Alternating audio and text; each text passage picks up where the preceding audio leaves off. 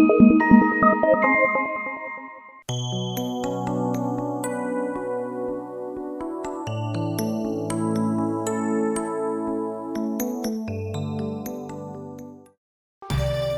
white nail polish with blue acrylic powder.